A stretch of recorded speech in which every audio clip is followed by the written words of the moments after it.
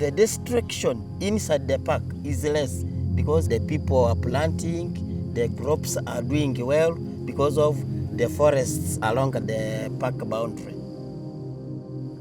If they are funded and their seedlings given to them, we are sure people have now the courage of planting forests, their own forests.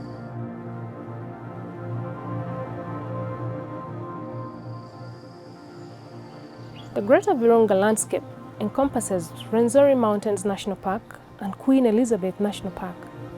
They contain precious ecosystems which support significant biodiversity vital to the health of Uganda and the rest of the world. Uganda's population is growing fast, placing greater pressure on our landscapes. To meet rising national demand for timber while relieving pressure on native forests, outgrowers and timber grower associations from 12 districts are ready to restore over 100,000 hectares of forest. Together with Uganda Wildlife Authority and National Forest Authority, WWF have worked with communities to restore 16,000 hectares of degraded land on national park boundaries. It is clear that working conditions for smallholders and product quality needs to be improved. International investment is needed to scale up project activities, including tree planting and purchasing processing equipment.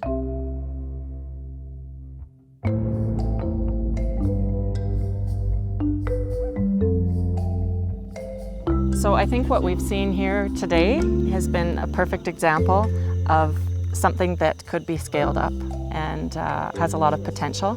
We've seen significant value add. We've seen slope stability happening from planting trees where they would have otherwise been growing crops. You have protection by creating a buffer with the natural forest. This plantation borders the natural forest, which leads on into the Congo here.